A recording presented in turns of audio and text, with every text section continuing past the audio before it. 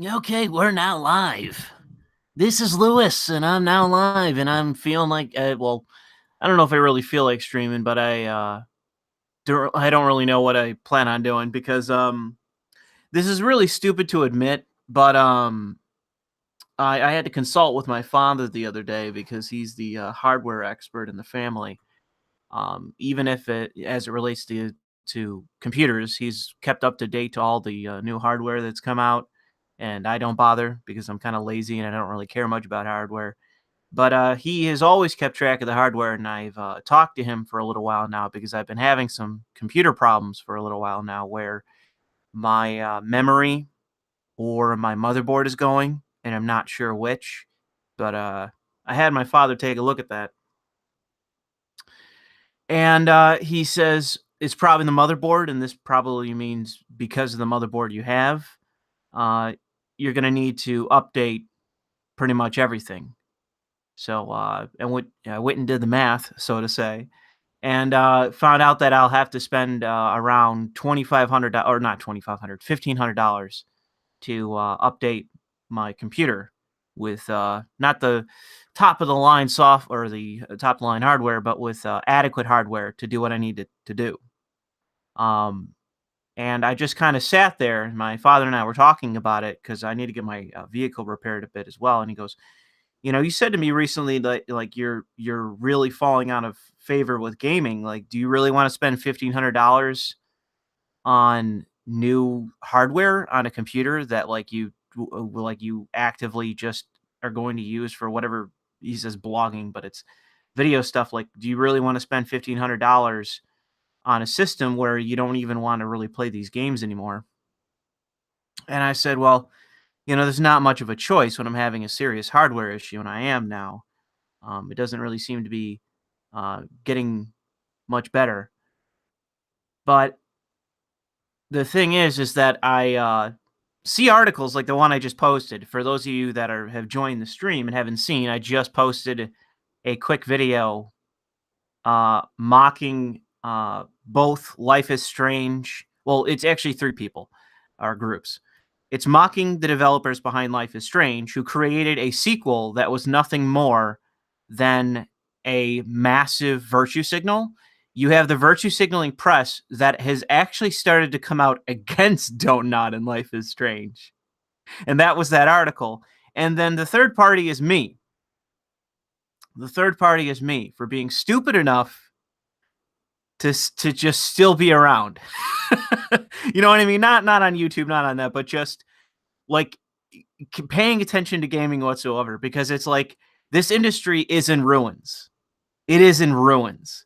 And it's like, for whatever reason, just people are refusing that. They like I said in the last stream, and I took some flack for it for saying it, I lost like 200 subs for doing that Patreon video, I think in January, where I said this industry is fucking dead.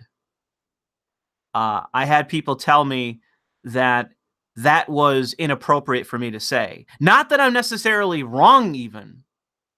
That's the thing. Like, I've had people say, oh, no, you need to look to the indies. It's like, bro, I am looking to the indies. Like, you think that I'm just somehow unaware of games?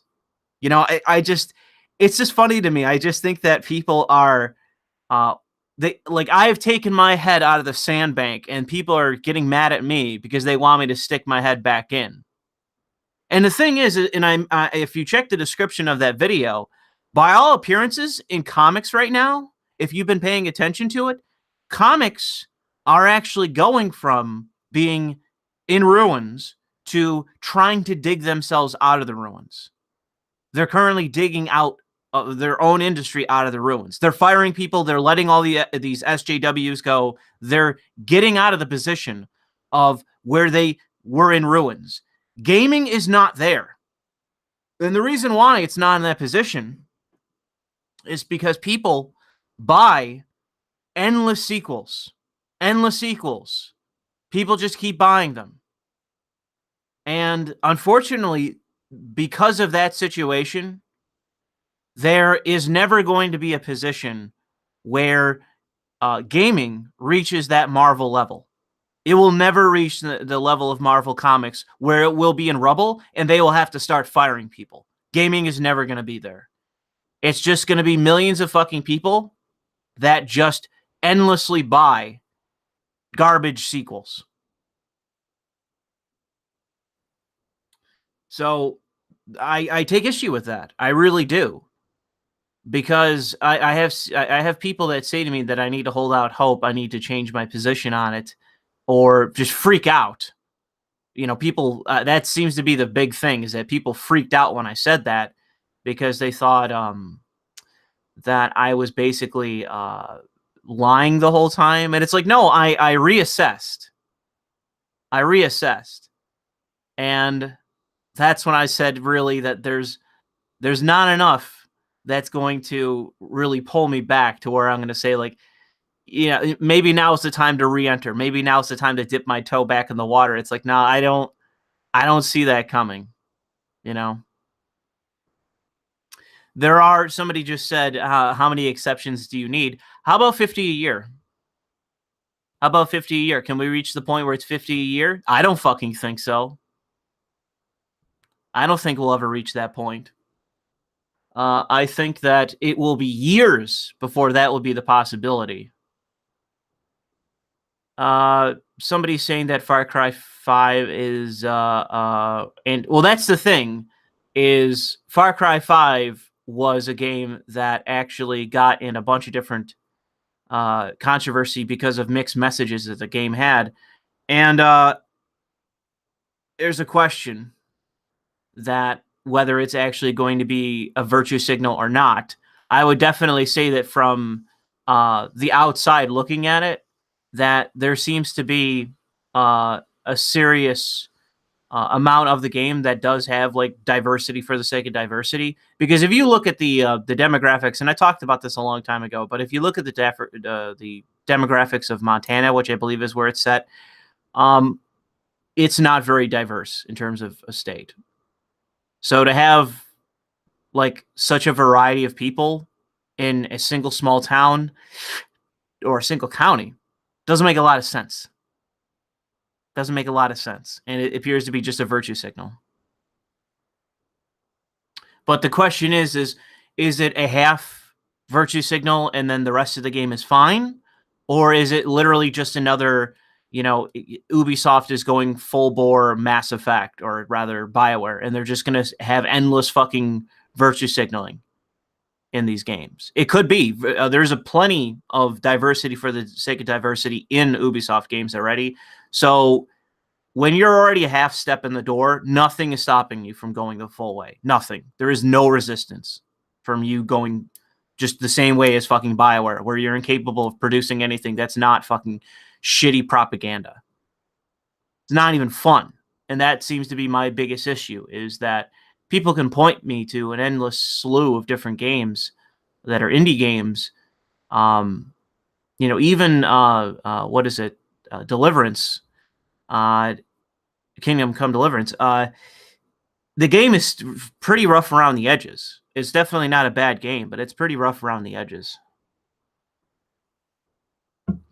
And I think that based on that game, the next game that Daniel Varvara and his team come out with, that'll probably be a really solid game. But let me. Somebody asked a question. Explain that whole Sargon abandon you shit in the last stream. That was not in the last stream. That was like a streamer. It was like 2 or 3 ago, and that was just trolling. That was a raid.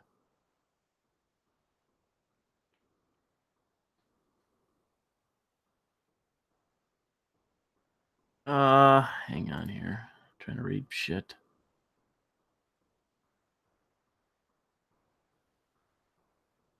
Yeah. So the question I've had recently is because I actually have I just put in for some time off because I got to get my vehicle fixed. The question that I have is, do I want to boot up and update OBS and actually fuck around in Life is Strange just to show you guys that game if you haven't played it, because it's really bad. But the problem is, the reason that I don't just do it is that unlike the original Life is Strange Before the Storm is really boring. And I know I can have some definite good one-liners in it. Why can't I rent a car while yours is in the shop? Because that's what, $200, $300? Are you gonna fucking pay that? You know, no. I'd rather just take the days off. I have a decent amount of vacation time anyways that I can spend.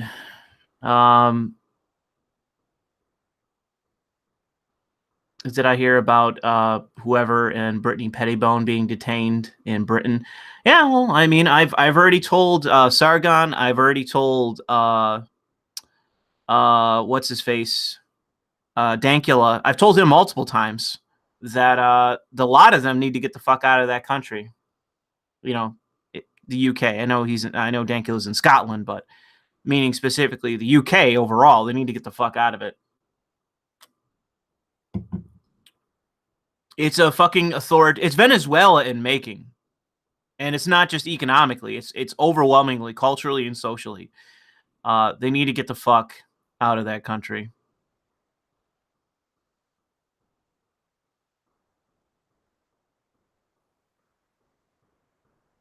Well, I mentioned that game because people want to see me play it. That's why I brought it up, because I think that it's worth showing people just because it's so fucking bad. Before the Storm is really boring. Life is Strange is a bad game, but it's like there's some redeeming factors to it. Otherwise, a really bad game. But it's so cringy that it's just funny. You know, it's an endless source of entertainment for me, because it's so fucking like mainstream for the press and like the Bay Area bourgeois activists in gaming. Like they are hyper focused on that fucking game. Like they think it's a big deal. And I'm not joking. I'm not joking. That sequel probably sold, I don't even know, like 10,000 copies maybe. I doubt it'd be really much more. But they're obsessed with it. And that's why I mention it, is that like it's just funny. It really is funny to watch this select group of people that have collectively helped destroy this industry. It's funny to watch them just endlessly prune about it, you know, just go through it and comb through and be like, oh, what is this thing that's wrong? And that was that article in that video. And I already know Chase Face. I've been recommended Monster Hunter World multiple times. No thanks. It's outside the bounds of the game that I'd want to play.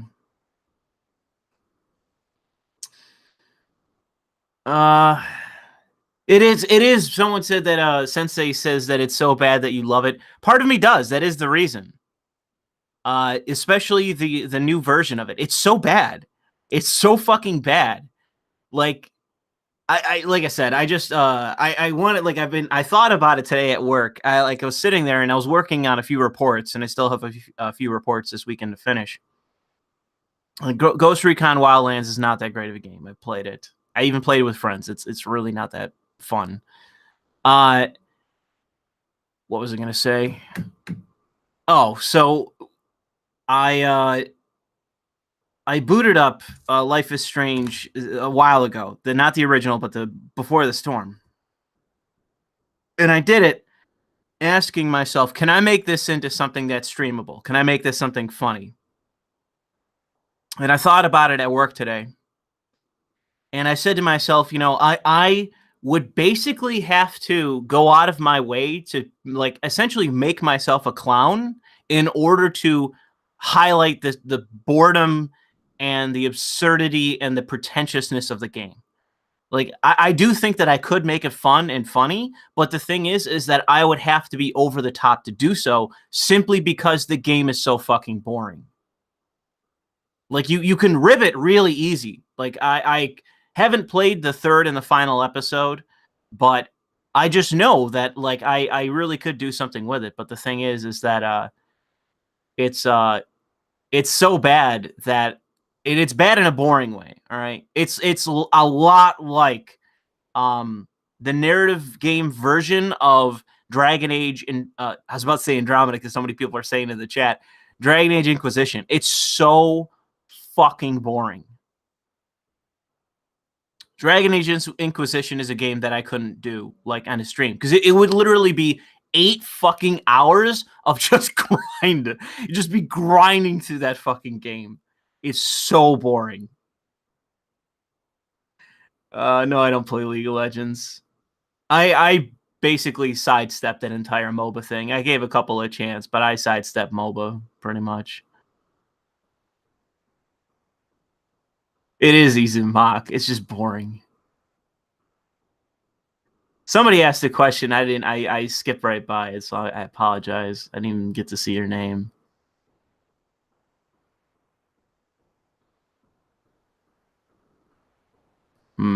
Lewis just wants to get into the Vortex Club. That's a funny reference. The fact that you know that reference offhand says something about you there, Lightning. That says something about you, not me. It's just getting people are saying I'm avoiding good games.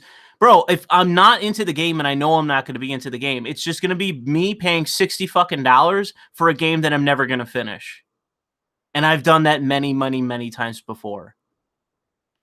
Like, people mistake how easy it is to like Japanese games. They really do. They just think, oh, man, it's as good as any other game. It's like, not exactly. Oh, Jesus. Now all the fucking Life is Strange references are coming in. Okay, so there's some super chats. So we got to pound through some super chats. So Kwame Digital says, sign my petition to change the names of traps to pleasant surprises. No, I think traps is fine. Truth Demon says, I heard money and people are flowing out of the Bay Area, Silicon Valley. That's what I've been told new. I know that they're making a big deal about that on Fox News recently. The collapse is coming. By the way, when are you going to do Internet Blood Sports? I'll go to Worski on his channel for whatever. I mean, there's got to be a reason. But I've already said that on the other channel, which is Tonka, otherwise known as Kumite, my appearance fee is $1,000, and I'm standing by that. Worski, I'll go on just because he's friends of friends. What do you think of the ESRB response to loot boxes and gambling? Well, it's obviously bullshit. For those of you that don't know, there was a Democratic legislator. He was either state, I can't remember if he was a congressman or a representative in the state. I don't remember. But he basically pushed a bill saying that he was going to introduce regulation for loot boxing and gaming because, in essence, it is gambling. I don't really think that there's much of a defense to say it isn't. The thing is though, am I against gambling? Am I against, like, even like, say, prostitution or smoking marijuana, growing marijuana? No, I'm not in any way against. I think that gambling, prostitution, smoking weed, growing weed, all of that should be federally legalized. You know, I can out-libertarian most libertarians as it relates to that kind of stuff.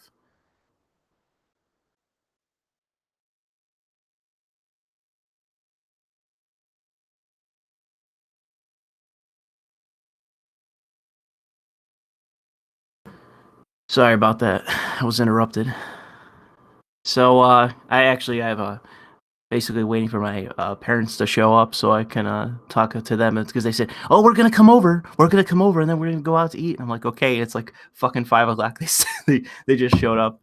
It's like, okay, I don't know what you're doing, but it's a little bit too late now for us to do anything. So yeah, spending the weekend with the folks, even though I'm working most of it. People are saying you're gonna get Tonka to give me $1,000 to show up on his show for no reason. Great. Anyways, back to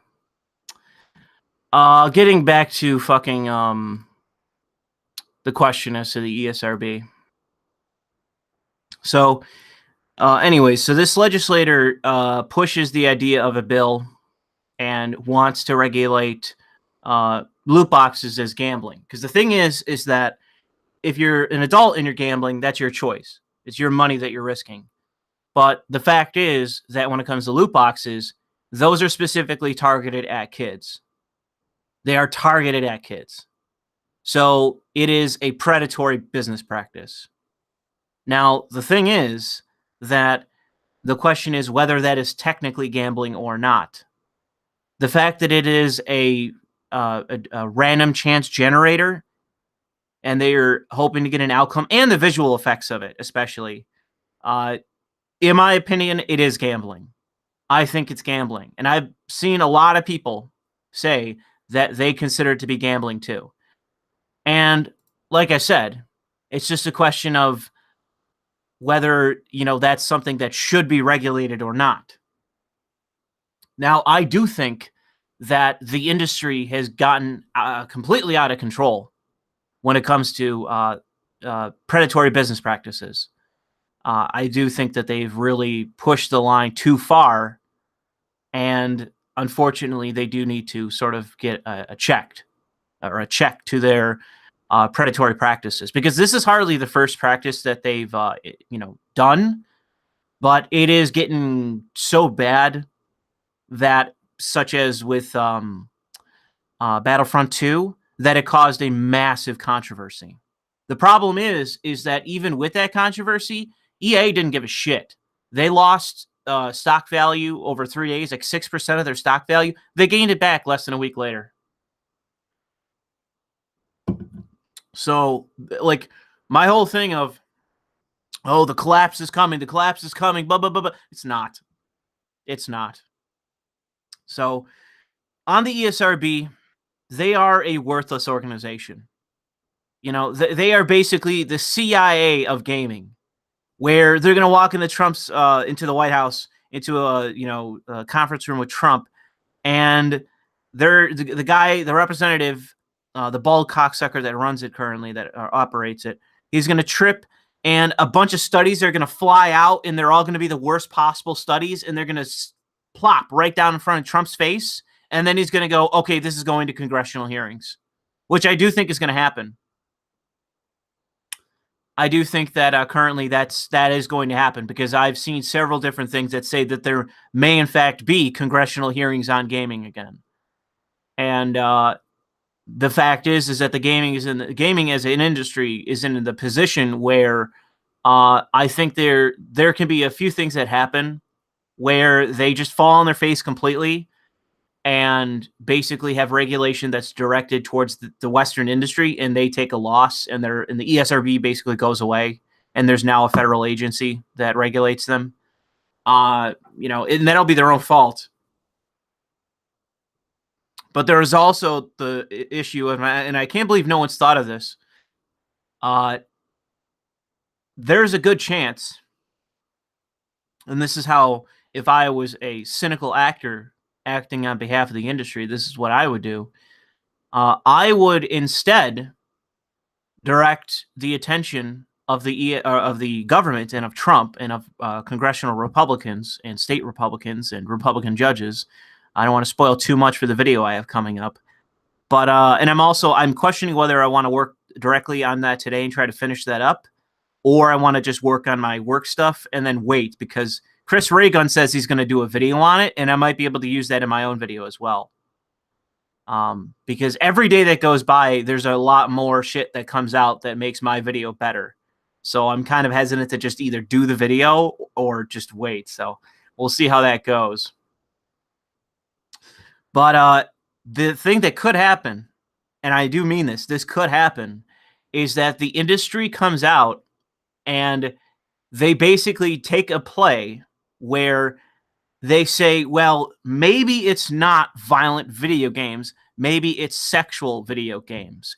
And what they do is introduce the red herring, the distraction of hentai games from Japan. And they basically show Trump, look at these games coming out of the East that are disgusting and involve lolicon and all this shit. And they use that as potentially a distraction against the violent video games. Because I have seen that before. I have seen people use the rape games as a means to excuse violent video games. I've seen that in the gaming press, where somebody has brought up the issue of violent video games, and they used lowly games as a distraction to it, even though they're not really games; they're visual novels. I've seen that happen.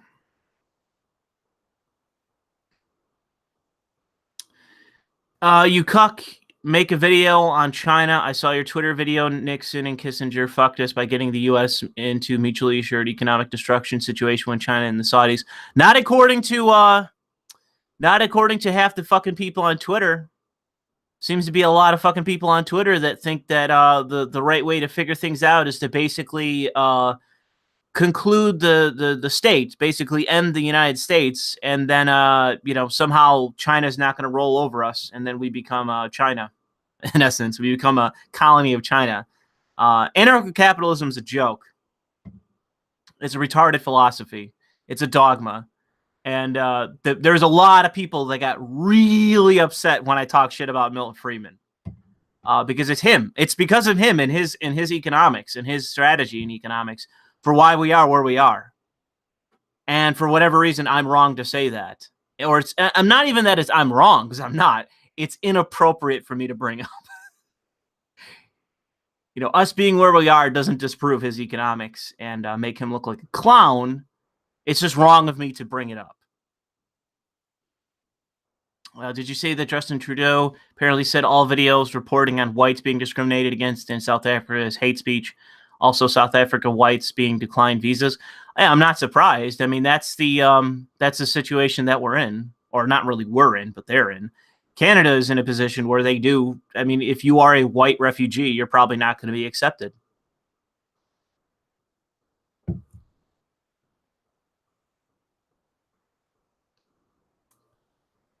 Let's see here.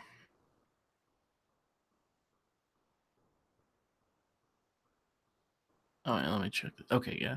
So I think that answers that question adequately. Because it's just wait and see. There was an article today. Let me actually, instead of just rambling, I'll take a break from the chat and I'll bring up that article. So let me find that article. Here it is. Let me bring this on screen and then we'll go through it. It's not that long, thankfully. Thankfully, the upside of SJWs is that they are vapid and they don't write long articles. That's the plus side. It's one of the things I can't stand about people that either are intellectuals or masquerade as such. They are the most long-winded motherfuckers on earth, and they write fucking articles that could otherwise be 10-page fucking essays for college. So let me just make sure that you guys can see this, and we will go through this stupid fucking article. Because it is especially fucking stupid.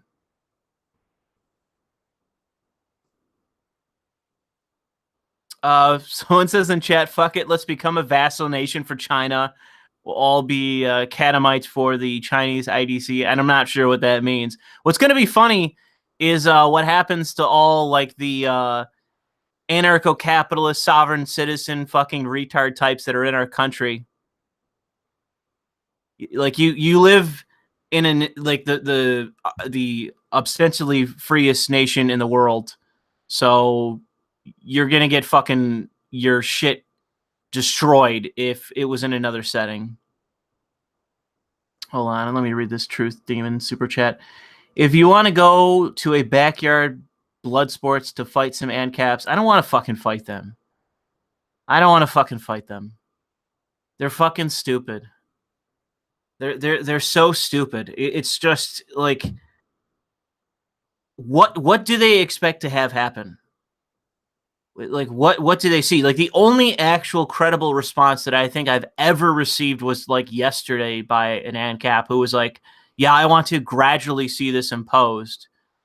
And it's well, I really don't think that's going to happen, but at least I can somehow see how maybe that's how you can say it. We're going to slowly deregulate things. Outside of that, it is a completely lunatic ideology. And and I say that because it's not even, they don't even hold to their own principles. They don't. That was the thing that I tweeted about earlier, was that they don't hold to their own principles. They still, if they are ordered to court, they show up to court. If they're given a lawful order by an officer, they follow it. If they're ordered to pay taxes, they pay them. They bend the knee to the state. So they're cowards. They're cowards. If they really wanted to act as, the lunatic sovereign state types that they want to actively be, then act that way. With the sovereign citizen retards that get arrested and have their windows smashed in and all that shit, at least you can't call them cowards. You just call them retarded, because they are. But with ANCAPs, they're cowards. They don't live by their supposed ideology. They just bend the knee to the state. So they're cowards. There's nothing to debate. Yeah, they'll go to jail. They'll go to jail.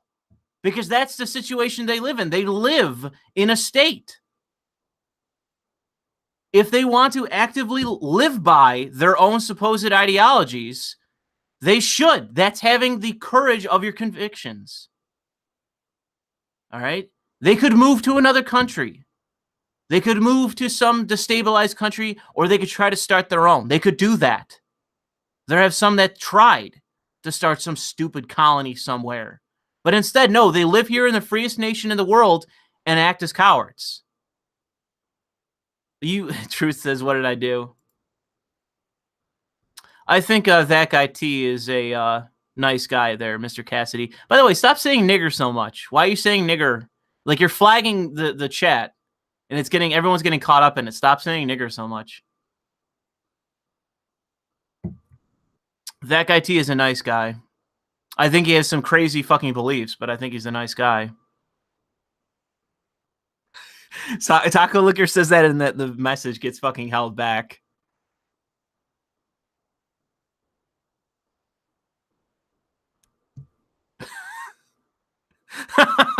Okay, I'm just gonna fucking whatever. Anyways, getting to this article. So this article is called Life is Strange Before the Storm Can't Escape the First Game's Use of Harmful Tropes. And what this is a direct response to the farewell episode of Life is Strange, where there was a third episode, and I thought that was the end. I just hadn't played it. And then they came out with a farewell episode. But supposedly, and let me see if I can, I'll see if I can find an article. Strange new.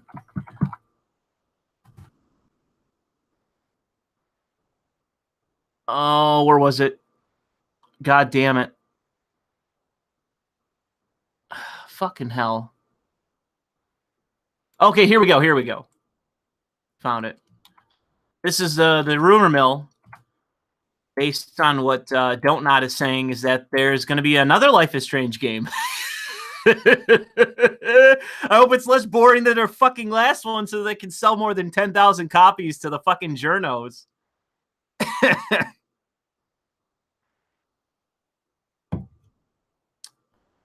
Oh, man. This is, I think, another company that is, I'm not sure if they are necessarily supported by public money or not. I'm not sure. But that's one thing you see with a lot of SJW developers, is they have a ton of fucking state backing. It's so funny. They get all kinds of stupid grants.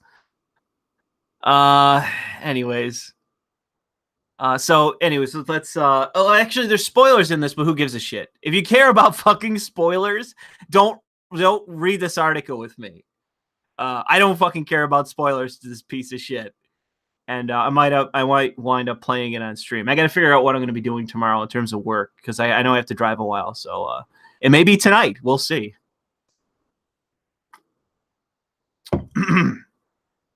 This article includes spoilers for the entirety of both Life is Strange and Life is Strange Before the Storm. Is this even marked as an op-ed? No, it's not. Okay. Life is Strange Before the Storm is, in its own right, a very good game. Okay, I gotta compose myself, but it can't avoid the fact that a Life is Strange game, specifically a prequel to the original, and in the original, one of its central characters is dead. That's true. No, it wasn't really. Well, Who? Like, it depends on who you mean. Before the Storm focuses on the relationship between Rachel Amber and Chloe Price. The first Life is Strange focuses on Rachel's disappearance. Well, she's already gone by then, and it's not the exact focus of the game. It is a component of the story, but it's basically a subplot until the very end. The fact that she was murdered isn't revealed until the 4th episode. There you go. There you fucking go. In the last episode, it becomes a big deal. Meaning fans had plenty of time to speculate about her, who she was, how she and Chloe felt about one another. They were fucking dykes. There you go. Spoiler. And when she would return to life. But the thing is that they're not even fucking dykes in the sense of something that would either be like something I could feel sympathy for, or would it have some sort of perversion and attraction to, or just something that was in any way interesting. It is so fucking PC, hand-holdy, slow moments of two people looking at each other. Like, it's so fucking PG and stupid and immature that it's like, this is what an SJW game is. Like, they're so hung up on what you can do, what you can't do, what's appropriate, what's inappropriate, that they can't actually make a good game. They can't actually make a good love story. They can't. If this was a guy and a girl, this would be a terrible fucking story. It would be immature, as though like a fucking 12-year-old who's never kissed a girl wrote the game. Like, that is the equivalent, because it's so fucking pretentious, yes, but it is distant in the way that it approaches it. It's trying to do everything in its power to basically get around the fact that eventually these two characters have to actually have feelings for one another and display those feelings.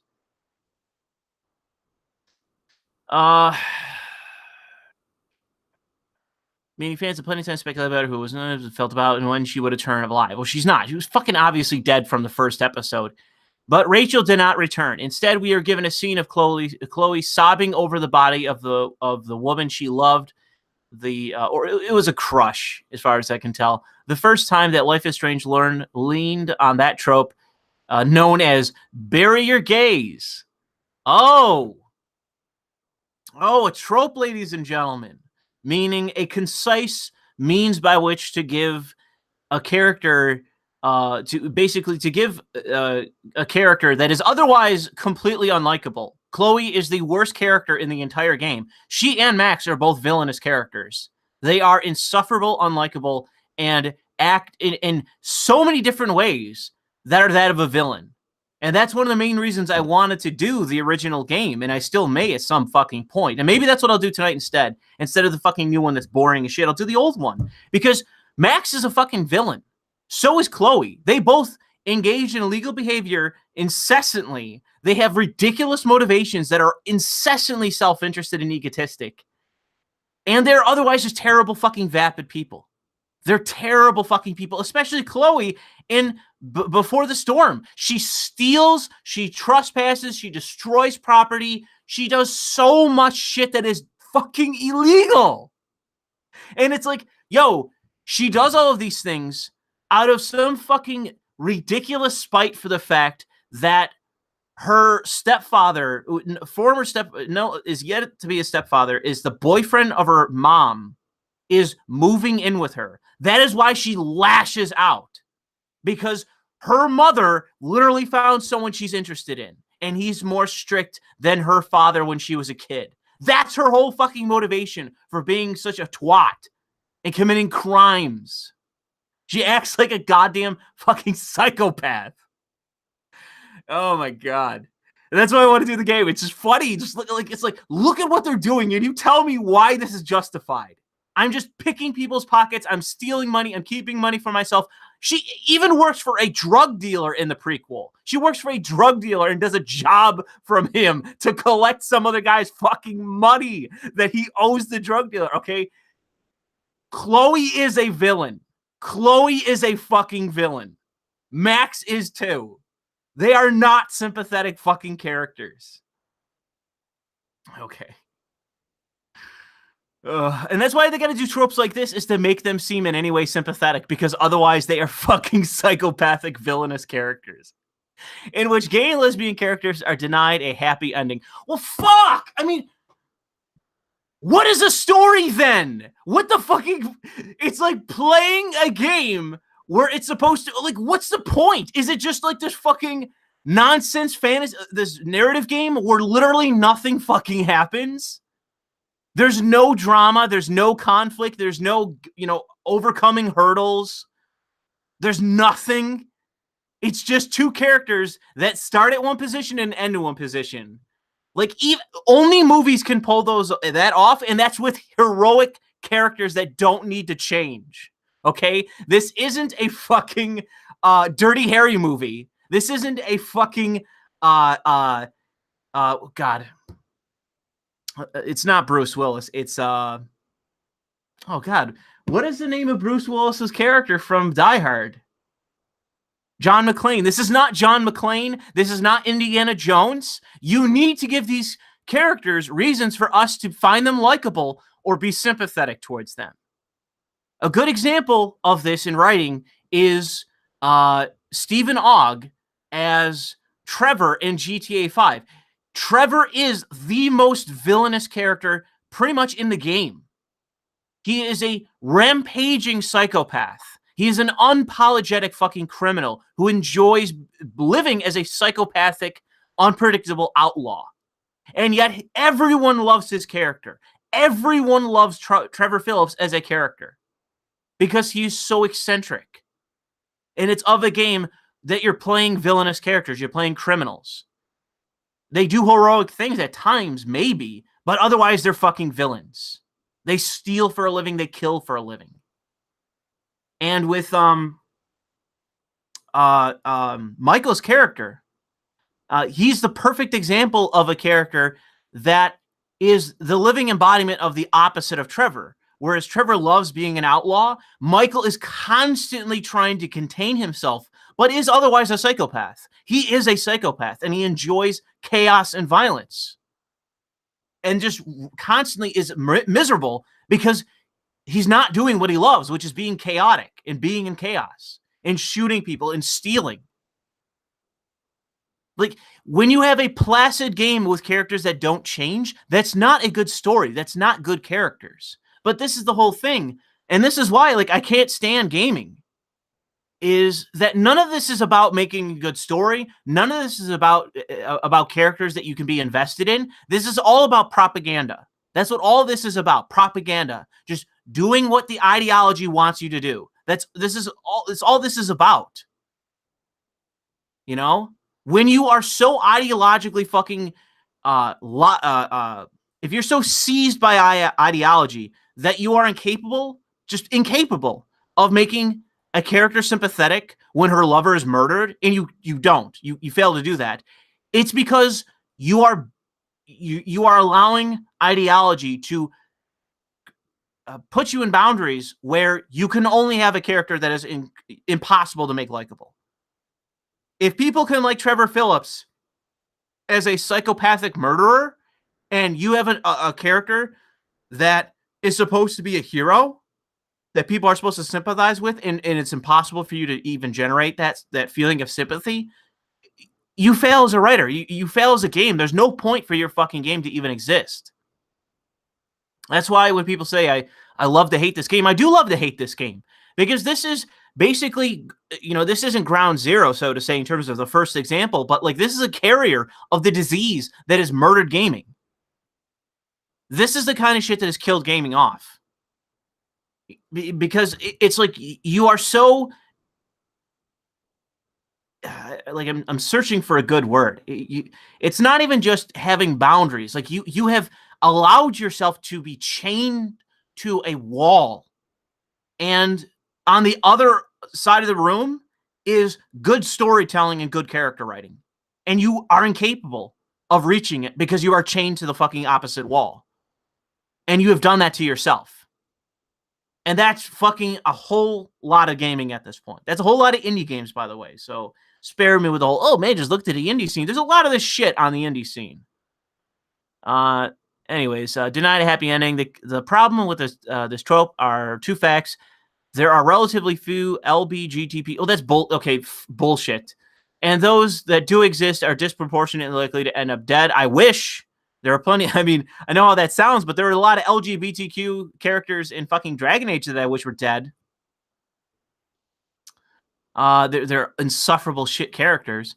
Taken together, they give the impression that LGBTQ people, especially queer women, I don't even know what that means. Do you mean gender nonconforming, or do you mean they're actually queer, meaning you've somehow reformatted an otherwise a slur to mean gay? Because queer, as far as I understand the definition, are bull dykes. That's a queer woman. And the relationships are doomed to end in tragedy. Well, that's storytelling. This is storytelling. Tragedy is storytelling. You'd know this if you've read any ancient literature, but you haven't. You're just a fucking useless cretin. That if they died tomorrow, the country would probably get better. To be honest, what's the guy's name here? Jay Costello. If you died tomorrow, Jay, the world would probably be better. I'm just saying. That's my opinion on the matter. I'm not saying that I wish to do harm to you or that you should do harm to yourself. Not all the way, but if you died, nothing would really be lost, and things might actually be better. We might have a more optimistic view of the country, of gaming, of many things. The left would improve if you died. When it comes to Life is Strange, Rachel's death was largely overshadowed by the game's second use. By the way, she's not the only character that dies or has the potential to die. One of the better parts of the... Well, actually, I won't spoil it. You can go look it up yourself. There's another character that potentially dies. And the game actually is a lot better when she does. And it's not because I don't like her character, but it is because it actually gives the game more tragedy. And it makes you more sympathetic towards Max, who tried to prevent it. That makes Max look more heroic, rather than as just a fucking villain, where she tried to save somebody's life. And it makes her look more heroic when she fails to do so. That's actual decent writing. But unfortunately, they made it a choice, and I don't think they should have. I think they should have made it a no matter what you do, it always ends that way, which basically makes Max... It forces Max to accept that her stupid, unexplained powers are not without boundaries. That she can't prevent... Sometimes she can't prevent the inevitable. That would have been a humbling moment for a character that desperately needed it. Leaving Arcadia Bay, but gives no indication what they'll do after that. Yeah, because it's bad writing. It's bad writing. They literally painted themselves into a fucking corner with the first game, and with this scenario, they can only work within certain boundaries that they set for themselves. So they can't actually do anything. They can't actually go anywhere. She wasn't even really Chloe's girlfriend. She was just a lover, a love interest, a romantic interest. That's as far as it went before she fucking got kidnapped and died, or murdered rather. You know, there's only so much you can do with a story when you paint yourself into a corner. Before the Storm only exists in this context, a follow-up to a game that appealed to queer women in a way that few games even try to. Well, again, do I need to find the study about how many trans people there are and how many gay people are in this country? Less than 1 million actual trans people. Less than 1 million. More than 1 million if you include transgenders, which I don't. And a couple million gays. Small demographic. But this is the thing, you know, this is the whole thing about Marvel, where diversity in comics is right. And he's a YouTuber, for those of you that don't know the name. He said that this is post-sales. This is when you are trying to make a hobby a club. This is a business. It is a hobby, but it's a business. What you want to sell is Daniel Varva level million fucking copies in a week. That's what your goal is. Selling a shitload of copies from a good game from a small developer and making a fuckload of money so that you can invest that in your next project. That's what gaming should be. But this is about creating a club. This is being post-sales, where it doesn't matter if you sell 100,000, 1 million copies, or 5 copies. It doesn't matter. In the minds of these people, it's about making gaming a club. It's about making gaming more exclusive, just for them. That's the fucking psychopathy in this shit. Is that they want to make this a club for them. They want to exclude people like me. And like I said, I'm fucking Leo in Titanic, man. I am letting go of the fucking cabinet or the raft or whatever the fuck we're on, okay? I am letting go. I am sinking into the Atlantic. I'm fucking done. Let me die. Let this be over with. That's my position. Everyone else is what's her face on the cabinet begging for Leo to not do it. Before the storm, where was I? Yeah.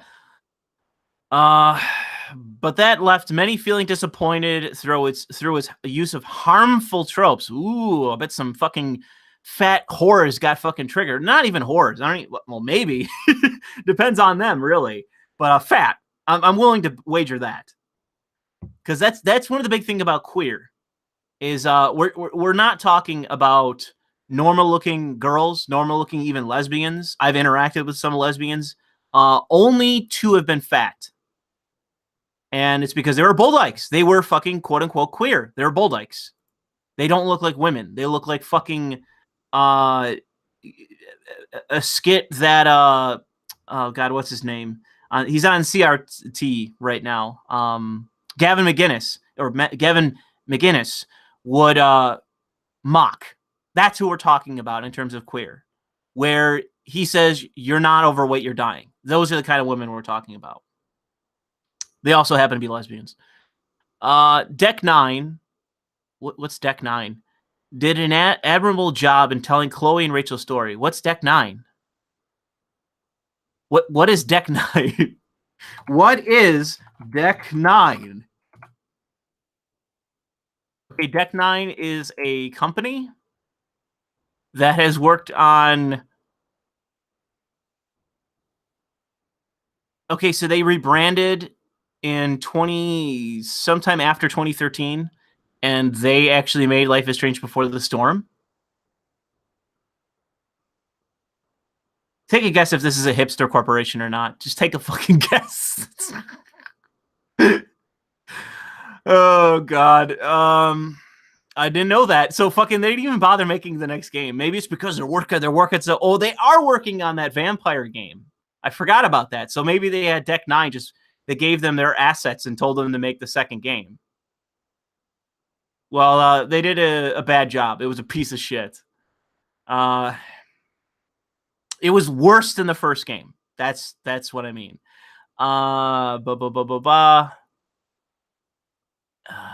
Player choice and interpretation, although altogether a better story about queer young people falling in love.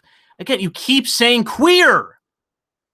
God, like, they're gay. They're not necessarily... I'm going to fucking look up the definition of queer, all right? Social justice definition.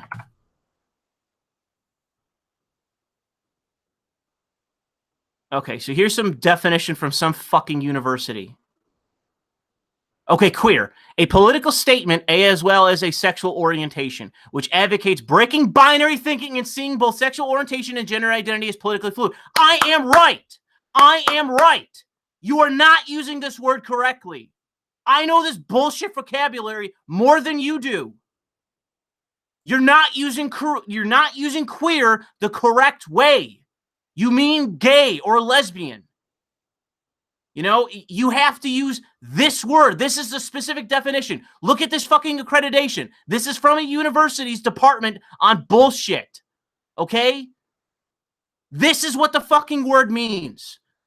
God, like, I don't even understand why I'm the person that has to understand this. This is all such ideological fucking horseshit. We're talking about 3 million people in this country. In a country of 300 million. And yet I know this bullshit ideological vocabulary more than these people taking issue with it in a game. God. Or it would be if it weren't for the elephant in the room for its entirety. When Rachel and Chloe talk about escaping their lives and moving to California together, by the way, fucking red flag as shit. Surprised they didn't move to fucking Seattle.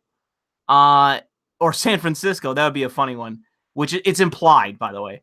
as they do often, it's not the hopeful or perhaps fanciful conversation that it should be. By the way, here's the thing. Why the fuck are they going to move away outside of, like, they want to get away from their parents because their parents are like, go to school, study, actually try. Like, they're not putting the gun to their head and saying, you got to do this, you're going to become a doctor, you're going to do whatever. No, they're literally just saying, don't be fucking truant. Don't steal shit. Don't smoke weed.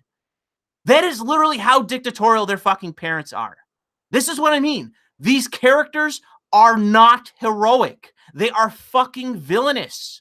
They are insanely and absurdly self-centered, where their motivations don't make sense. Their answers to problems are so fucking disproportionate that it makes them look ridiculous.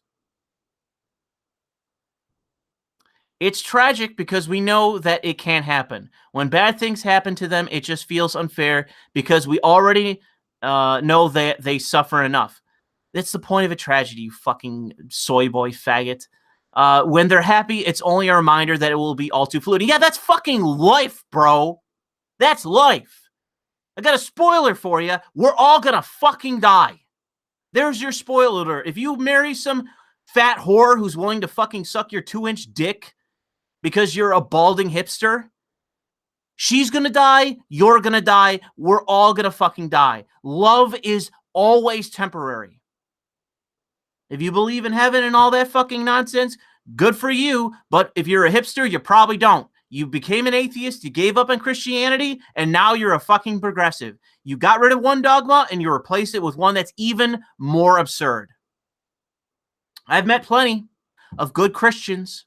I've met plenty of people that are even Christian identitarian types who never shut the fuck up about the fact that they're Christian.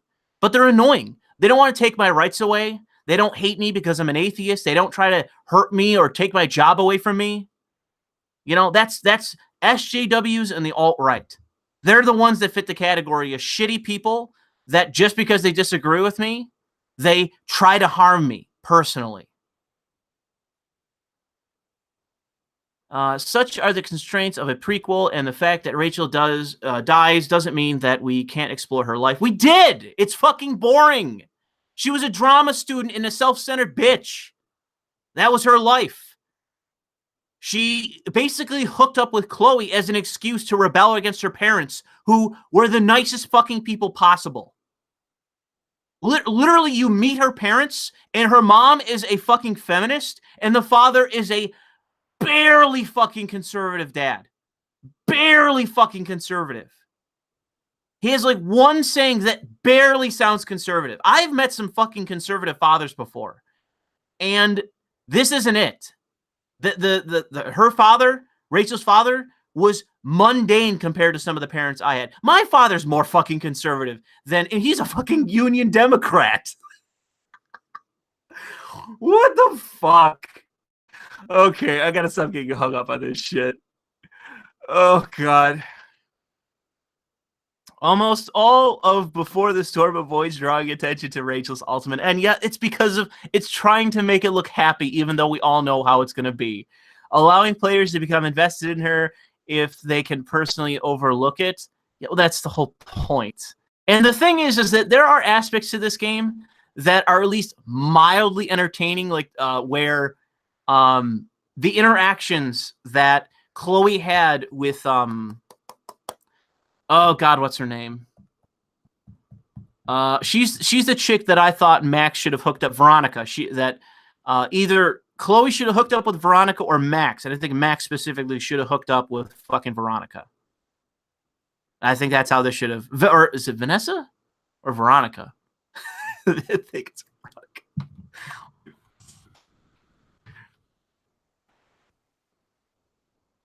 Veronica Chase. I am correct. I don't even remember where I was going with that. Anyways, I was going to say the entertaining part of Before the Storm that I saw at least was when some drama student gets sick and Chloe basically has to stand in for the person that is out. That was mildly entertaining just because like there's the issue of Veronica Chase basically inserts herself and they have to get rid of her. And by the way, they drug her. Or they force her to drug herself. They basically intimidate her until she drugs herself, and she literally sedates herself and passes out. It's something that would be hella creepy if a guy was doing it, but no, it's the villainous I'm not even going to say heroes, the protagonist, the villainous protagonist of this story, who drug Victoria Chase so that Chloe can star in a fucking stupid high school play as a secondary or whatever they're called, to fill in for somebody that's actually supposed to play the role.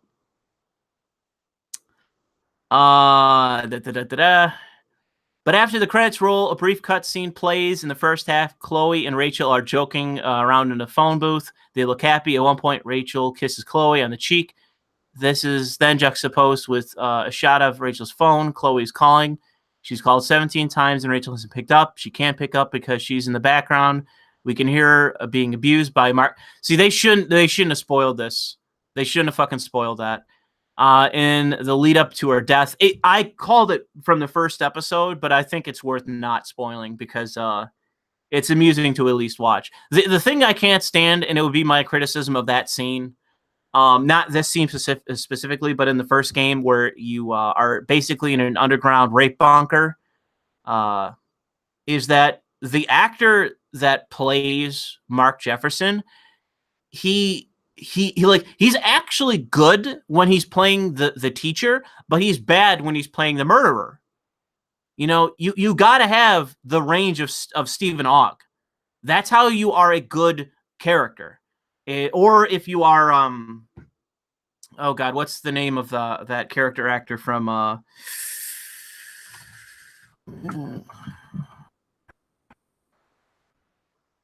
It is. Where's the actor's name? Where is the actor's name? Don't you fucking play, Ed. Charles Dance. Charles, on the tip of my tongue. Charles Dance has a good amount of range, and he is a very good character actor to play villains. He is very good. I'm not sure if everyone likes him, but I saw him way back when in Last Action Hero with Arnold Schwarzenegger, and I thought he was fucking phenomenal.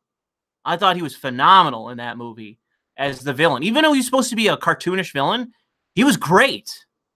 And as Tywin Lannister in Game of Thrones, he was great. I think Charles Dance is an excellent actor as a villain.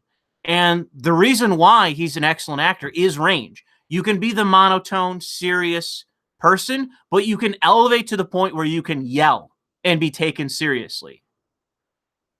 Stephen Ogg is capable of this as well. You can be monotone and be dangerous. He plays some character, and he's like the second hand to the main villain in that zombie series, The Walking Dead. He's a villain in that shows too. And the issue is that they don't use his character correctly, as far as I can tell, in that show, because he does have range, and they don't put his character in that position. But he has range. He can go from being subtly intimidating or monotone intimidating, like less aggressive, less overt. And then he can be screaming at the top of his lungs. That's range. And in this instance, with the actor that played Mark Jefferson, he didn't have that range. So he was good in monotone. He was terrible when he was screaming, because he yells at one point, and it's terrible. It's not believable. It just thrusts you out of the scene. And this is when you have somebody who is, I forget what they're called, but they are like a voice director or an audio director. It's basically someone that is sitting in the booth as the actors are recording their takes. And if an actor says a line and fucks it up, or it isn't in the range that it needs to be, that person is supposed to say, do it again, or a new take.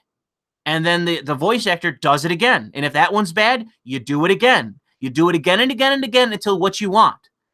Think about how many takes didn't make the final product of Grand Theft Auto 5. The tens of thousands of fucking hours they spent recording lines. Think of how many takes didn't make the final cut. Okay? That is what's necessary to have a good final product. You can't just half-ass it and just, when somebody records the line and goes, fuck you, Max. I'm gonna kill you. It's like, you gotta re-record it. It's not where it needs to be.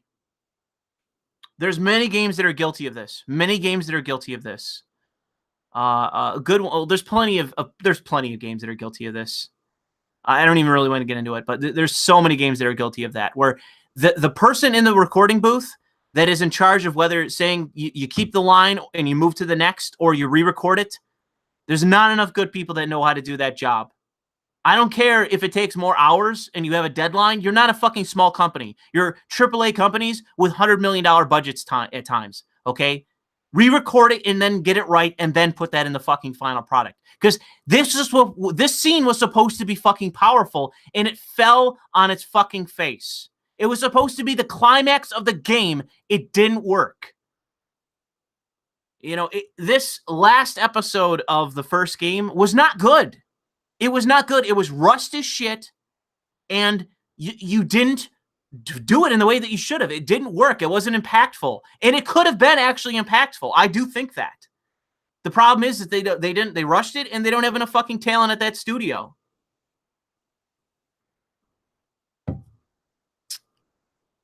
Anyways, this scene is not only wildly unnecessary, it's profoundly cruel. It plays like a Marvel Cinematic Universe tease, although we're supposed to get excited for the burial murder of yet another queer female. Well, I'm just going to ignore it. But we already know what happens. The scene has no purpose beyond the gut-wrenching reminder that yet again the same gender couple does not get a happy ending. Well, if she's with Rachel, she can't be with Max. So if it's in your mind where Rachel doesn't die, she isn't murdered, how does the first game take place? That's my question for the retard that wrote this article. If she doesn't die, how does the first fucking game take place, and how does she then wind up with Max? She doesn't necessarily have to. In my original playthrough, she didn't wind up as a romantic interest of Max, just as a very close friend. But the fact is that it makes no fucking sense if Rachel's still alive. The fucking whole first game doesn't make any sense if she doesn't die. She has to die for the first game to make any sense. But not at least many alternatives when it comes to the representation. And I already said, like, I think that Max should have been given the option of Victoria, the tsundere love interest. All right, that could have worked. And I could have made it work. But unfortunately, you didn't hire me. You hired a bunch of fucking retards to write that game. Victoria Chase should have been the fucking love interest. I don't care. In final seconds, the game threw away the faith for the sake of cheap shock. It's not the... You think this is the first game? This is a common thing that this series does. The first game did it numerous times. Cheap shock is the fucking standard model of this series. So please, this is hardly the first time that that's been the case for this series. They rely on this to make headlines and to attract people. Cheap shock is what they do. Moreover, Life is Strange is supposed to be choice-based. It's not. It's not. It's not. The first game is either... I guess, do I want to spoil it? It's like either it's insanely villainous or mildly villainous and a bit tragic for two psychopathic characters. Those are the choices. It's insanely villainous and self-centered, especially if she's not your love interest. If Chloe's not your love interest, the ending that you choose, it's insane. But the other option is... it's basically comeuppance for your own behavior because you acted it in a self-interested manner the entire fucking game. So it's really funny. It's really funny. It's supposed to be tragic. It's not. It's a villainous character getting her comeuppance. And the thing is that it's an unaware villainous character. If you ask me, what I would do for this series would be in Life is Strange 2, and I think I might have talked about this a little bit. I would put it at a university. I have a character similar to Max, maybe a little bit less boring and flat-chested, and I would make her basically a potential Harry Potter or a potential Draco Malfoy. You put somebody in the position where they could go either way, that something has happened in their life to traumatize them. They're not a necessarily heroic character. You don't necessarily, they're the protagonist, but they're not directly supposed to be seen as sympathetic at first.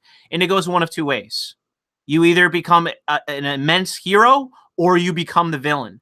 A good game that did this, in my opinion, maybe not everyone will agree, is oh God, what is it?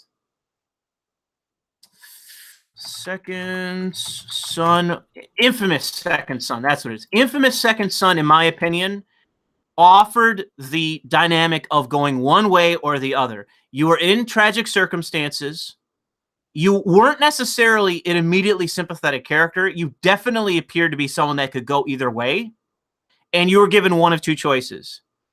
You were given either the chance to become a hero and to fight against what you saw was totalitarianism and unfair totalitarianism, and you had tragic moments that happened to you, but that only strengthened your resolve to be a hero, or you become a villain. And when you become a villain, you go the full way. You see yourself as above that of others, and you don't give a shit about anyone else. And that, unfortunately, plays out to harm you severely. And that is ultimately the punishment for your own behavior as a villainous character. You know, if you're a hero, it's tragic, and it should drive it should increase your resolve to be a hero. But if you're a villain, it's your comeuppance for being a villain. This, in my opinion, was very effective in this game. Not a perfect game, but an effective one in demonstrating that dynamic. Even though people say, oh, it's binary, it's not real choice, blah, blah, blah. No, I think that it was effective in doing what that is, which is a binary. It's good, it's light side, dark side. This game was good at that, in my opinion. And Life is Strange didn't have that. It didn't have that at all. It portrays you as a sympathetic fucking psychopath. And you aren't really given any kind of choice until the very end, where it's a choice of two choices that are stupid. The first game is not good. And the ending doesn't actually, it doesn't take account for your behavior in the game, other than whether you're a friend of Chloe's or you're her lover. That's literally the fucking only thing that matters at the end. Whether you're her lover or you're her friend. That's it. That's not good writing. Okay? That's worse than BioWare. BioWare actually has better writing than that, and their games for the last fucking 8 years have been shit. So you have no fucking excuse in this particular situation. If this is all you're going to have as narrative, if this is all you're fucking going to be as a choice-based narrative game, you actually have to do it well. Because there's absolutely no excuse, because that's the only fucking dynamic in which your game is going to be judged. This is the only thing that matters in this circumstance, and you fucking failed. So it's ridiculous, you know? It really is. Like, this is a terrible example of a narrative game. It makes the entire genre look like it's nothing but a fucking bad joke for SJWs. And I'm sure people can say that, and that'd be fine. I'm not even going to debate with you, okay? But this is the opposite of what you should want this game to be. If you give a shit. But you don't. It's propaganda. Spoiler, it's propaganda. Most of the other choices made, regardless of which way they go, yeah, that's true. It's the only thing that matters is whether Chloe is a lover or not. That seems to be it for either game, as far as I can tell. Before the Storm offers no choice at all. Even Farewell Before the Storm's bonus episode has a fixed end to Chloe grieving her father's death, lying on the floor in a way that is strongly reminiscent of her death scene. What? I guess that's a reference to the first game if you choose the one option, but I didn't see that because I didn't play that ending. Breaking from the series' previous mechanics like this implies inevitably as though these women were doomed no matter what they did. Yeah, they are. They were doomed from the start. And largely they were doomed because Well, in the first game they're doomed because that's the scenario that was set up. But in the first, or before the storm, it was set up and there was no choice. In the first game, it's Max's fault. It's the whole thing of intervening on in fate and then using your power despite knowing that it's not bettering the situation, and doing so again and again and again, and then not living with the consequences of your choices. It's acting in a purely self-interested manner. Though her actions results in the ending of the game. The whole, like, the storm that comes, which is what they're referencing in the title, that's Max's fault. Her powers generated that. It's never fucking explained why any of this is fucking happening, other than fate, bruh. You know, let me get the sound of a fucking bong gurgling, and you know, that's your fucking explanation for her powers. It's lazy. You don't have to explain it. You really don't. That's one of the things about not fantasy movies, but horror movies and whatever the fuck you consider this. You can have the inexplicable in stories like this. It's acceptable to have the inexplicable, but the problem is that you have to focus on other factors. If you continuously focus on the inexplicable, it begs the question, and people are going to want to know why something's happening. If a lot of other things are happening, and then the inexplicable occurs, and it's a tragedy, then it's like, oh, you know, it happened. You know, this was building and building and building, and you can do foreshadowing to show this, but you can't continuously focus on the power and then never fucking explain it. Especially when it gets even more extreme in terms of how powerful Max is. And the fact that, despite the fact that she's a completely self-interested character, it never really comes out of her. It never really shows that the power is actually affecting her as a person. Like, if you had the capacity that she had, you would do things in a self-interested manner that were specifically indefensible, other than for personal gratification that is not sympathetic. That is the trait of a villainous character, and that's fine in my opinion. I think that that's how Max should have been played. But she never goes that route. There's no option for that route, when everything says she should have gone that route. She, at one point, and this is the truth, you can have the option of either just being antagonistic towards Victoria, or you can instead rewind time numerous times to gauge her reaction to what you say, and then use her reaction to then make yourself more familiar with her, and she'll actually start to like you. Now, the game Deus Ex is that, where they say, like, oh, she hates you anyways because she's popular, or she hates you anyways despite the fact that you tried to help out fucking retard boy, whatever his fucking name is. Like, it's stupid. Especially when, like, an episode later, you're in the Vortex Club. It goes unexplained, when it's like, okay, something changed, but there's never really any real explanation as to how you became such close friends with Veronica. And it just goes unexplored. It's like, all of a sudden you're friends with all of her friends and her. It's like, okay, that's fine for the story, but then it goes nowhere, and then it ends. And it's like, well, that was a waste of fucking time now, wasn't it? What was the point of that? It goes absolutely nowhere in terms of the story. You introduce it as a plot point, it goes nowhere. Why did you do that? And there's no explanation as to how it happened. So that was bad writing. Do I really want to continue this? Postscript. Okay, if you want to play a game that's not a tragedy, there are plenty of visual novels to play that don't end in tragedy. There are some very oh god, what was it? There was one that I played recently that was a visual novel that was extremely, like, it was so tepid in terms of like the like it was a character. Oh God, am I gonna have to look this up? Was it Princess X? Oh God, I have too many visual novels. I can't remember. There's a visual novel I played recently where it was basically a guy you play as a male character, and you. Oh no, it was Leyline. Leyline. That was the name of the visual novel, where it's basically you. And I'm not sure if it's true for every character that is a love interest, but it's basically like you enter into the scenario where it's like, can I kiss you now? Can I hold you now? Can I take off your clothes now? Can I do this now? Can I do? It's like it's affirmative consent. And it goes on and on and on and on. It's like, holy shit. Like, did they make this game in California?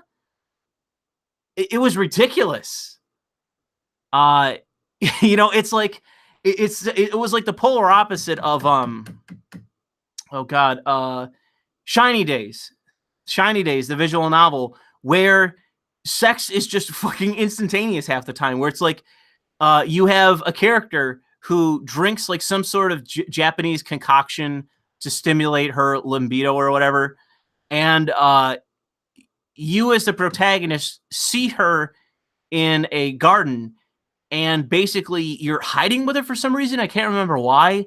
And basically you discover another couple in the park having sex, and basically you both get horny enough to where you fuck. And it's like, other than that, you were otherwise antagonistic towards each other. I actually liked that scene. I thought it was funny because it's basically two characters that are antagonistic towards one another that basically have sex. I thought that was actually funny. I liked that scene. It was funny. I'm not sure, like, because I never beat that game entirely 100%. I'm not sure if that is actually where you can actually, she can be the love interest past that point. I never got that far. I'm not sure it's possible, but I thought that was funny just because, like, I actually liked characters that are that have conflict between one another, that are love interests. I actually like that. It's one of the reasons why I don't really mind tsundere characters, because it's at least conflict. I don't like the stupid versions or the abusive ones, but I do like the ones where there's friction between the two, and it's mutual. There's mutual friction. It's not just the limp dick protagonist gets, hit on the head or punched in the stomach and he just does nothing. It's the actual like mutual animosity that's between the two characters. But in the end, it's like you can see the path that this is on, that they're actually going to link up and become lovers. I actually like that. I think that that's always amusing to watch. And it's a good love story, in my opinion. It's interesting. So yeah, we stop reading this fucking article. That took a while to get through. Hopefully, in the meantime, people weren't like, wow, I'm like ready to kill myself. That was so fucking boring. Like, please end my life. That was the most boring thing ever, like, etc. Hopefully that was at least mildly entertaining of a rant for you guys. So, hold on, I'm letting the chat's got to catch up. I apologize, but the chat's got to catch up. It's an unfortunate feature of YouTube is that when you click off from the one tab to another that's opened on another screen, for whatever reason it's delayed. Anyways, okay, I'll pound through some super chats. So we got the Animal Collective says, "Hey Lewis, what percentage of lesbians are actually gay versus lesbos? Because it's hip and a cool thing and politically motivated." So that's a few questions. There's actually some pretty stunning statistics relating to trans people, and I know it's not on topic explicitly, but hear me out.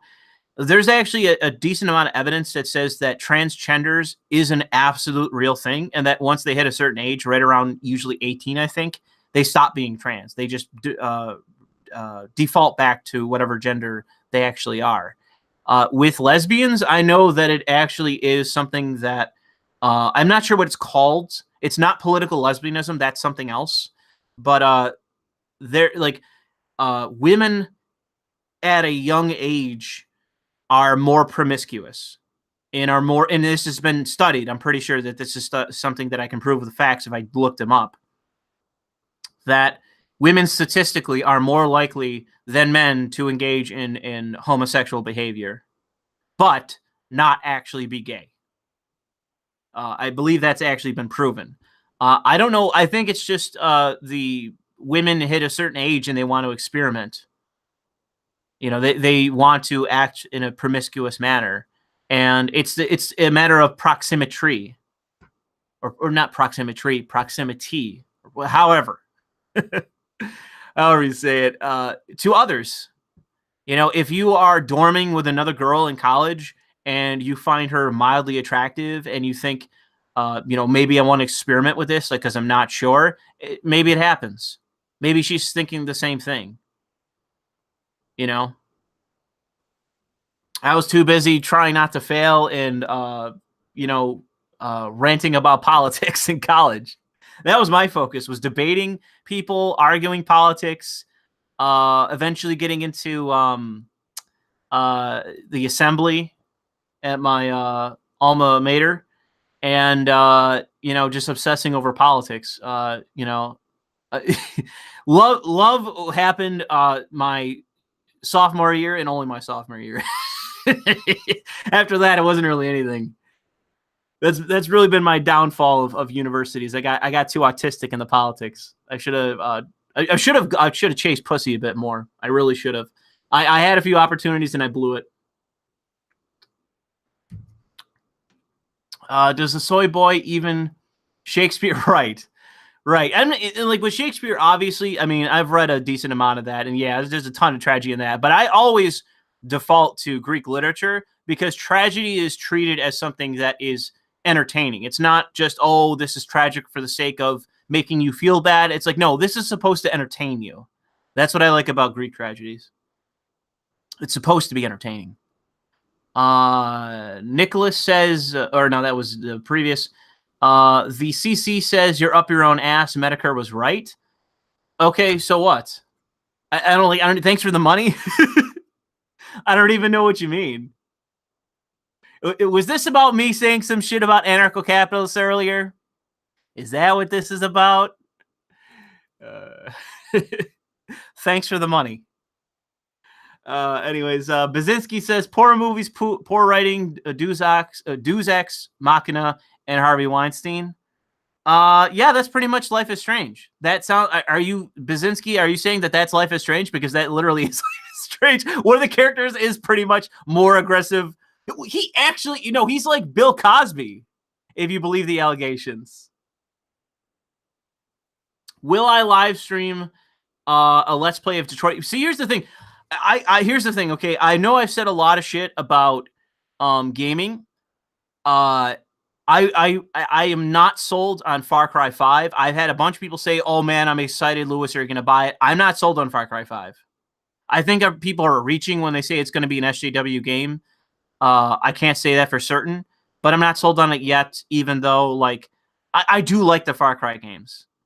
You know, people hated the fourth one for some reason. I liked it. I liked the fourth game. I absolutely love the third game. I don't really know why people. I know, like, the obvious of, like, they are sequels and they heavily reuse elements. That is very true. But from someone that played the second game and hated it to playing the third game and loved it, you know, that to me was like, wow, I like this series now. And with the fourth game, I do think that there's a lot of redeeming factors, even though it borrows heavily from the first game. But I'm not sold on the next one, despite being a fan of the series so far. However, as it relates to Detroit Become Human, there is so much controversy and estimations and expectations around that game. And to me, it can be something that is very provocative and interesting. It looks to me it may just run the line, but that's the thing with David, or not David Gettr, whatever the fuck that cocksucker's name is that works at that fucking company that runs the whole David Cage is who I'm thinking of. You can't predict him. You can't really nail him down. He's had more misses than hits, to be sure, but I do think that game is going to be provocative enough to where I probably will buy it. I don't see a lot stopping me from buying that game. I haven't pre-ordered it, and I very likely won't pre-order it, but there's not a lot that's going to take to convince me to buy it. If let's say it comes out and I wait a couple days because I'm working, and somebody goes, "This game is fucking trash. It's worse than Beyond Two Souls." Maybe then I go, maybe I'll wait for like a discount or something and buy it. Or maybe not at all. Maybe that if it's bad enough, I won't, because I made the mistake of playing Beyond Two Souls and it was shit. Uh, will I live stream it? I'm not even sure how you do that on the PlayStation.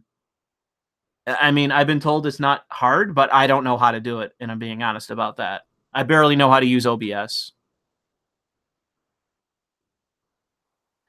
Detroit become woke, pretty much.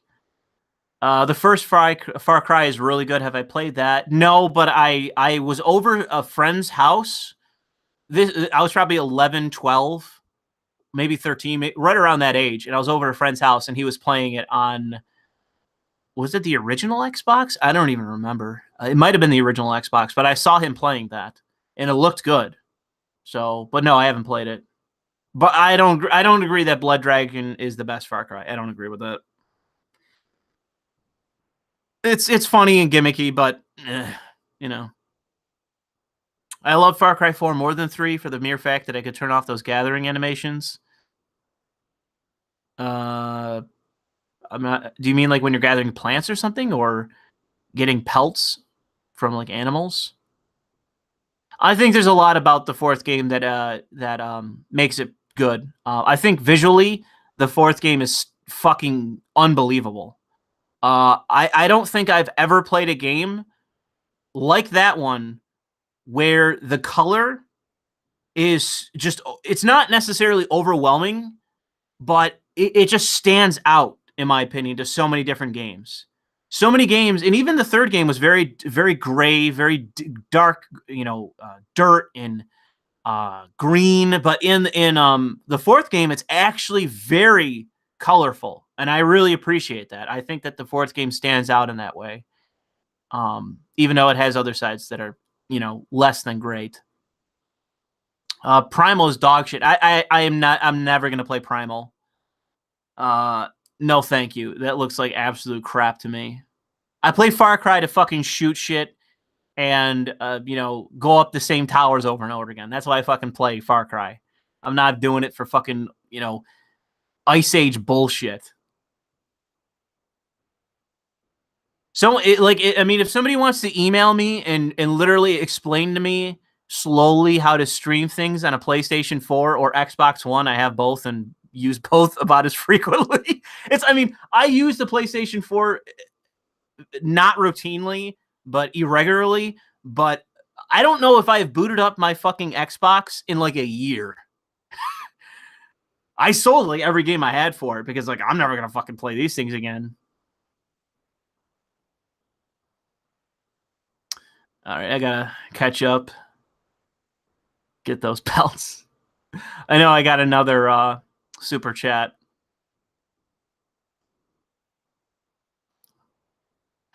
Blood Dragon is the way. Far Cry 2 had best multiplayer. I don't even know what that means. There's multiplayer outside of playing with a friend. I'm not sure what you mean by that. I recorded a video a long time ago that I don't even remember if I uploaded that video or not. I think I did. Where I talked about how much I couldn't stand the second game, and I went through and I listed every single thing I hated about that. I'm pretty sure I uploaded that video.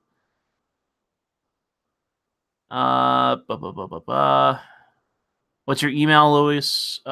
It's Louis Le Vau, spelled as it is on the channel, YT, meaning YouTube, so YT@gmail.com. And what I will do is I will look that up quickly and I will get that to you and I'll put it in the chat. By the way, for whatever reason, I've been making a lot of money this month on Patreon and Maker Support. Thank you for those of you that are supporting me on those two platforms. I'm making a lot of money this month for some reason. I got a lot of incentive to actually put out a Patreon video because oh Jesus, I'm getting a call.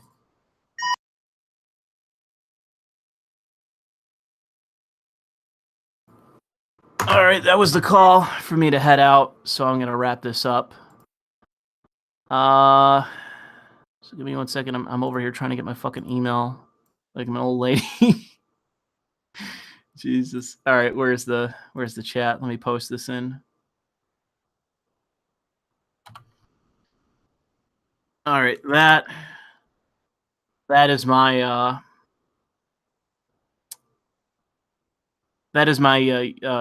email. So if you basically have just a layman's understanding of how to fucking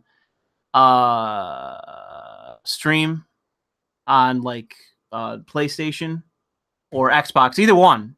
I got Xbox One and PlayStation 4. If you know how to do either, just email me and let me fucking know.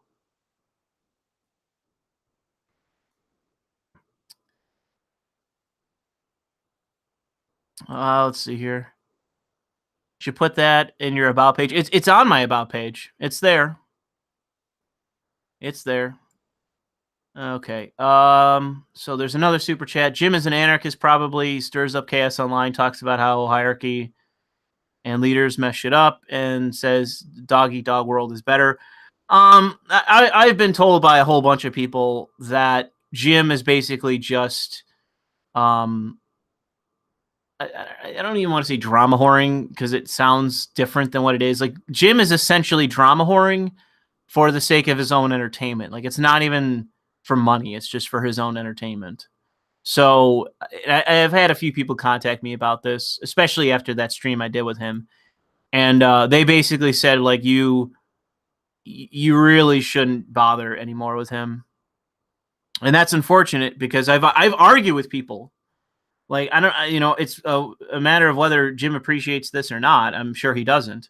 But I argue with people that, it's not, it's not just acceptable, in my opinion, to just write people off like that, especially for someone like him that had a very serious history. But I've been told by enough people to where I just kind of like sit there and say, like, listen, I hear you. I hear you. Like, I'll be more than willing to talk to him again, but it's just like a matter of like, I know that it's not going to be anything that's not just like frivolous shit in the news, drama bullshit, whatever. Like that's going to be the crux of what we're going to talk about. It's not going to be anything more serious than that because just that seems to be his interest. And I can't really do much about that. Oh, Jesus. Capture card, bruh. It's not hard. You said yourself you got the extra cast this month. Well, bro, I don't know how it's done. Email me. Email me a fucking capture card. And tell me which. Like, if you own an Xbox and a PlayStation, let me know which is the better one for streaming. Because that's another thing that matters. What game are we even talking about? Oh, yeah, Detroit Become Human. I'm like, yeah, what am I streaming in the first place? All right. Well, I'll take one more comment and then we'll wrap this up. So let me double check the super chats. Either if you want to get a super chat in, get the super chat in, and that'll be the final comment. Otherwise, I'm going to look through something in chat. It's mostly people shitting on Jim, calling him a nihilist. Autistic Whisperer saying he hates me. Bro, you show up to like every one of my streams. You got a lot of time for someone that hates me.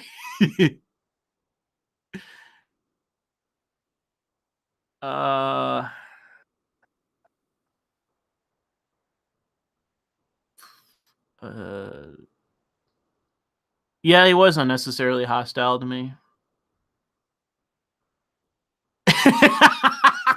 Oh, I saw that pop up the second it did. All right, Bazinski gets the final comment of the stream. Bazinski says, how the fuck censored for some reason? Did you record that at your phone? Did you like say that into your phone or something? How the fuck am I going to ship you a capture card from the favela? That's very amusing. Bazinski, I appreciate that. I appreciate everyone's support, including yours.